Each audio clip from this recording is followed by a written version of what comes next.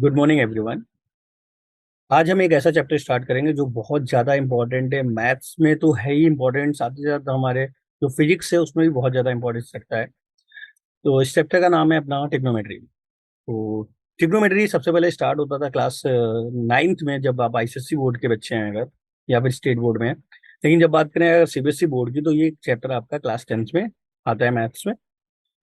तो देखते हैं, काफ़ी अच्छा चैप्टर है और बहुत ही इंपॉर्टेंट भी है हमारा।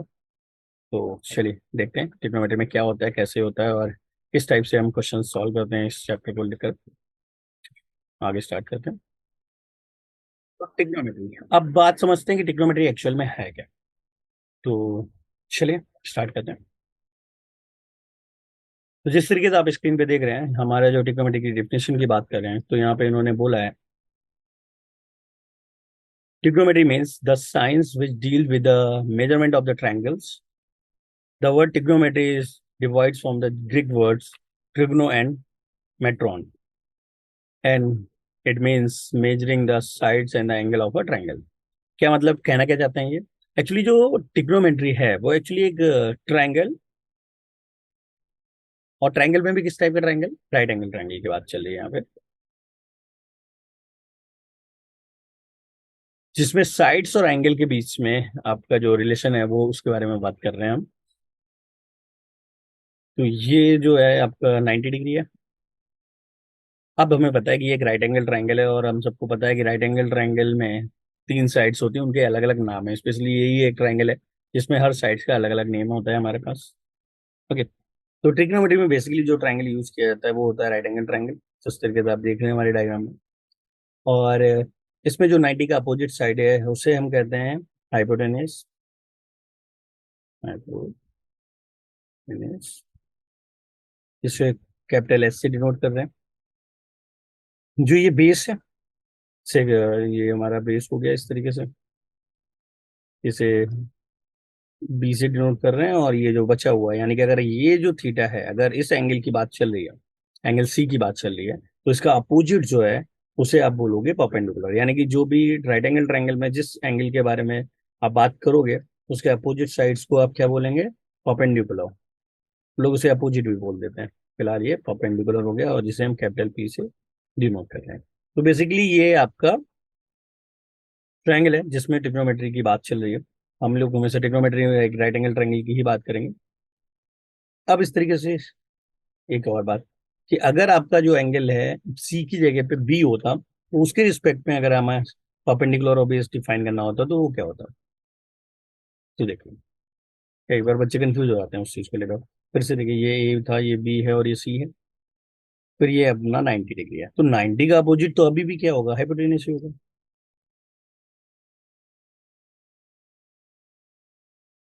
पर अगर अभी एंगल हमारा ये ए, तो इसका अपोजिट ये अभी परपेंडिकुलर कहलाएगा। यानी कि जो आपका एंगल के अपोजिट लाइन है वो आपका परपेंडिकुलर हो गया, और बचा हुआ तीसरा साइड जो है ये आपका बेस हो जाएगा इस केस में। तो इसका मतलब क्या है कि आपका एंगल डिसाइड करता है कि कौन सी साइड परपेंडिकुलर होगी और कौन सी साइड बेस होगी। तो एक बार अगर ये चीज समझ आ रही है तो फिर आगे समझते हैं। चलिए आगे के देखते हैं क्या है इसमें। तो नेक्स्ट है इस चैप्टर में ट्रिग्नोमेट्री रेशियोज। अब ये ट्रिग्नोमेट्री रेशियोज क्या है, आप समझते हैं हम लोग आगे। ट्रिग्नोमेट्री एक्चुअली सिक्स टाइप से होता है। सबसे पहला आता है अपना साइन थीटा। अब देखो ये थीटा कैसे रिस्पेक्टिव है, तो हम पहले ट्रायंगल फॉर्म करते हैं जिससे आपको क्लियर होगी सारी बातें। तो एक राइट एंगल ट्रायंगल ड्रॉ करते हैं।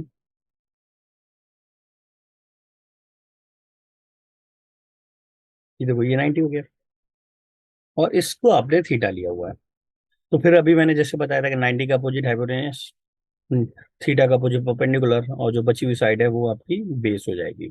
तो इस तरीके से ये डिफाइन हो जाती है बात। अब जो पहला रेशियो आता है, फर्स्ट रेशियो है आपका साइन थीटा। ये कहलाता है perpendicular upon hypotenuse, P upon H. Second ratio है कॉस थीटा। ये यानी कि आपके साइड के रेशियो हैं जो अलग अलग डिफाइन है ट्रिग्नोमेट्री में, कि जो साइन थीटा है वो परपेंडिकुलर अपॉन हाइपोटेन्यूज होगा। कॉस थीटा जो है वो आपका बेस अपॉन हाइपोटेन्यूज होगा। और जो थर्ड है वो है tan थीटा। tan थीटा आ जाएगा परपेंडिकुलर अपॉन बेस। तो इस तरीके से ये तीन रेशियो आपके ट्रिग्नोमेट्री में डिसाइडेड है। अब तीन और हैं जो इन्हीं के रेसिप्रोकल होते हैं। जैसे साइन का रेसिप्रोकल है वो है कॉसेक थीटा, जो एच अपॉन पी है। कॉस का रेसिप्रोकल है सेक थीटा, जो एच अपॉन पी है। और टैन का रेसिप्रोकल है कॉट थीटा, जो बी अपॉन पी है। तो इस तरीके से ये सिक्स ट्रिग्नोमेट्री रेशियो हैं जिनके बारे में इस पूरे चैप्टर में हम सीखेंगे, और यही आपको हर जगह यूज करना है। और आगे जाके एक्चुअली ये फिजिक्स में बहुत ज़्यादा यूज होगा। मैथ्स में तो अपना चैप्टर है ही, और साथ ही साथ इसके बिना फिजिक्स भी अधूरी है। तो ये चैप्टर इसलिए भी बहुत इंपॉर्टेंट है। और अगर आप देखोगे टेंथ में सीबीएसई की अगर हम बात करें तो ट्रिग्नोमेट्री आप टेंथ में सिलेबस में पढ़ते हैं। लेकिन अगर मैं फिजिक्स लेवल पे देखूँ तो नाइन्थ में फिजिक्स में ऐसे बहुत से कॉन्सेप्ट हैं जहाँ पे मुझे ट्रिग्नोमेट्री की जरूरत पड़ती है, और फिर फिजिक्स टीचर को आपको ये पढ़ाना पड़ता है। तो इसलिए ट्राई करो कि ये नाइन्थ से पहले ही सीख लो, क्योंकि इसकी जरूरत हमें नाइन्थ में ही पढ़ने वाली है। क्लियर? तो ये तो था सिंपल सा एक बात। और ये आपको सभी याद रखने। अब देखो, याद करने का एक तरीका है मेरे पास। मैं इसे कैसे याद रखता हूँ कि पी क्या लिखा है, पी बी एच इन तीनों में डिफाइन है। तो हम इसको कैसे याद रख सकते हैं कि पंडित बद्री प्रसाद हर हर बोले। पंडित बद्री प्रसाद हर हर बोले। तो ये जो पहले दो हो गया, ये आपका हो गया साइन थीटा। और नेक्स्ट जो है ये आपसे हो जाएगा कॉस थीटा। और लास्ट वाला आपका आ जाएगा टेन थीटा। और ये नहीं करे शिवकल आप ले सकते हो। ये हो गया कॉसेक थीटा, ये हो गया sec theta H upon P, और लास्ट में ये हो गया कॉट थीटा। तो इस तरीके से आप भी याद रख सकते हो। ओके, चलिए फिर आगे समझते हैं इस चैप्टर में और क्या है। तो जिस तरीके से वो जो तीनों सिक्स रेशियोज हैं एक्चुअली वो शॉर्ट फॉर्म है, उनके पूरे पूरे नेम भी हैं, तो एक बार वो भी समझ लेते हैं किसको क्या बोलते हैं। अगर फुल नेम आ जाता है, कई बार हमें पता होना चाहिए फुल नेम क्या है उनके। तो जिसको हम साइन से डिनोट करते हैं एक्चुअली उसका फुल नेम है साइन, ई और रहता है उसमें, तो इसको शॉर्ट फॉर्म में साइन बोलते हैं। सेम चीज अगर मैं कॉस की बात करता हूँ तो कोसाइन होता है वो ऐसे यहाँ इस तरीके से, और इसे हम कॉस बोलते हैं।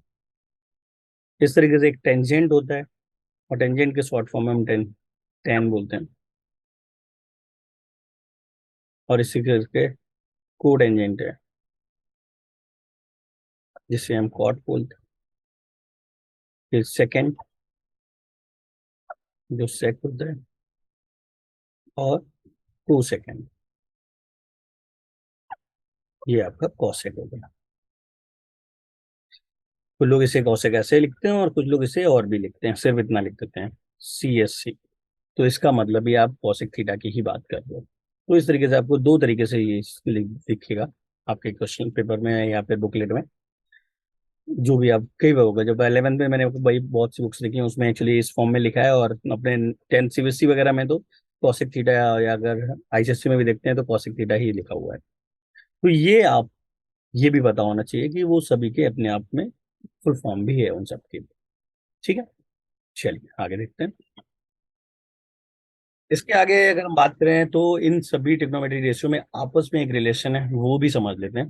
जैसे मैंने बाकी तो बताया था कि साइन का रेसिप्रोकल कॉसेक होता है, तो यही सब बातें फिर से एक बार देखते हैं यहाँ पे। तो पहला जो रिलेशन आता है वो वही है कि कॉसेक थीटा को आप वन अपॉन साइन थीटा लिख सकते हो। सेक थीटा को one upon cos theta. Cot theta को वन अपॉन टैन थीटा। इस तरीके से ये हो गया। इसके बाद आप अगर ध्यान से देखो कि टेन थीटा की अगर हम बात करें, जो होता है पी अपॉन बी। और ये एक्चुअली पी अपॉन बी इसलिए होता है कि अगर मैं बात करूं कि न्यूमरेटर और डिनोमिनेटर में एच से डिवाइड कर देते हैं, तो ये आ जाएगा P divided by H whole divided by B divided by H, जिससे ये आ जाता है sine theta divided by cos theta. यानी कि आप जरूरत पड़ने पे टेन थीटा को sine theta upon cos theta भी लिख सकते हो। और यहीं से एक कॉट थीटा भी आ जाता है, तो इसी का रेशियो बोलता है tan का, तो यानी कि ये cos theta divided by sine theta भी हो जाता है। तो ये बेसिकली इन सब का आपस में रिलेशन है, और ये भी हमें पता होना चाहिए, और बहुत से क्वेश्चन जो प्रूविंग वाले होते हैं उनमें हमें ये बहुत हेल्प करता है। तो ये भी है कि अगर एक रेशियो दिया है तो आपके दूसरे के रिस्पेक्ट में कैसे दूसरा फाइंड कर सकते हैं, तो उस टाइम भी हमें ये हेल्प करेगा। तो ये भी हमें पता होना चाहिए। ठीक है ना। चलिए फिर आगे देखते हैं। तो आगे स्टार्ट करने से पहले चलिए पहले कुछ क्वेश्चंस करते हैं जितना अभी हमने पढ़ा उसके रिस्पेक्ट में, और फिर आगे का कॉन्सेप्ट सीखेंगे। तो जिस तरीके से ये पहला क्वेश्चन है अपना, इन्होंने कहा है इन द गिवन ट्रायंगल्स, यानी कि एक ट्रायंगल गिवन है। दिखा देता हूँ वो ट्रायंगल क्या है हमारे पास।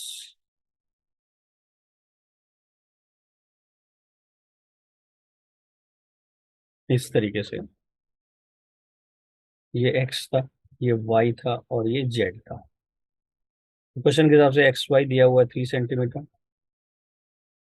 और ये यहाँ पे वाई है, यानी कि जो 90 डिग्री है वो एक्चुअली वाई है, और ये एक्स।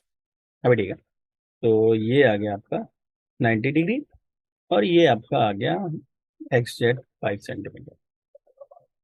एक्चुअली डायग्राम है क्वेश्चन में, ठीक है ना, ये नहीं अपने आप से ड्रॉ कर रहे हैं, अपने आप से हमें नहीं पता कौन सा एंगल 90 होगा। तो वो है क्वेश्चन में गिवन बोला ना उसने, यानी कि ट्रायंगल आपको ऑलरेडी दिया हुआ है डायग्राम उसमें। ठीक है, तो ये हो गया हमारा इस तरीके से। अब इस ट्रायंगल के रिस्पेक्ट में आपको बाकी रिलेशन बताने, तो देखो सबसे पहले बात तो, जब आपके पास एक राइट एंगल ट्रायंगल है तो सबसे पहले दिमाग में क्या आना चाहिए अपना, कि हम पाइथागोरस थ्योरम की हेल्प से, अगर दो तीन में से दो साइड्स पता है तो उनकी हेल्प, पाइथागोरस थ्योरम की हेल्प से आप बाकी तीसरी साइड फाइंड कर सकते हो। ठीक है ना बात, तो यहाँ पे हम पाइथागोरस थ्योरम की हेल्प लेंगे। चलिए आगे थर्ड साइड फाइंड करते हैं और उसके बाद रेशियो देखेंगे। पाइथागोरस थ्योरम को यूज किया जाए तो यूजिंग पाइथागोरस थ्योरम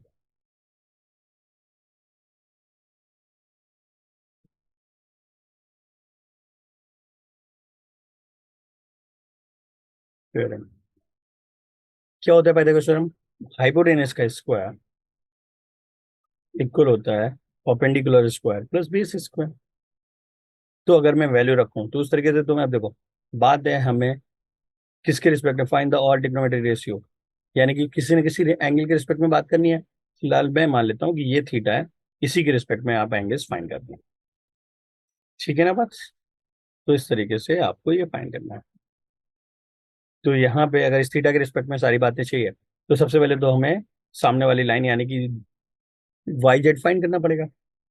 तो इस तरीके से मैं लिखूंगा, तो ये 5 स्क्वायर इक्वल टू हो जाएगा, परपेंडिकुलर स्क्वायर आपको पता नहीं क्योंकि ये आपका पी हो गया, और प्लस 3 स्क्वायर। तो इस तरीके से आपका पी स्क्वायर आ जाएगा 25 माइनस ये 3 स्क्वायर, उधर जाके माइनस होगा तो 9 हो गया। तो यहाँ से हमें मिल जाएगा पी स्क्वायर इक्वल टू 16। तो फाइनली पी इक्वल आ जाएगा 4, या निगेटिव नहीं ले सकते क्योंकि डिस्टेंस निगेटिव नहीं होता। तो इस तरीके से पी आप हमें पॉजिटिव ही लेंगे, और ये आपका 4 सेंटीमीटर आ जाएगा। अब एक बार पी मिल गया, अब देखो अब हमें पता है, क्या पता है, कि जो साइन थीटा है वो होता है परपेंडिकुलर अपॉन हाइपोटेन्यूज। तो ये आपका हाइपोटेन्यूज हो गया, ये आपका बेस हो गया, और वो तो पी हो गया, यानी कि आंसर आ जाएगा 4/5। तो ये आपका पहला रेशियो आ गया। ऐसे कॉस थीटा की बात करेंगे तो ये होता है बेस अपॉन हाइपोटेन्यूज, तो ये 3/5 आ गया। ऐसे अगर मैं टेन थीटा की बात करूंगा तो ये परपेंडिकुलर अपॉन बेस, तो ये फिर से 4/3 आ जाएगा, और ऐसे ही बाकी जो बचे हुआ है इन्हीं का रेसिप्रोकल होता है। यानी कि जो आपका साइन का रेसिप्रोकल होता है वो क्या होता है, कॉसेक। तो कॉसेक थीटा कितना हो जाएगा, 5/4। सेक थीटा कितना हो जाएगा, जो कॉस का रेसिप्रोकल होता है, 5/3। और कॉट थीटा कितना हो जाएगा, जो टेन का रेसिप्रोकल होता है, तो 3/4। तो इस तरीके से आपको अगर एक रेशियो पता है तो इनडायरेक्टली आपको सारे रेशियोज भी पता हो जाएंगे, और इस तरीके से आप बड़ी आसानी से सभी रेशियो फाइंड कर सकते हैं। तो मेरे हिसाब से यहाँ तक चीजें क्लियर है।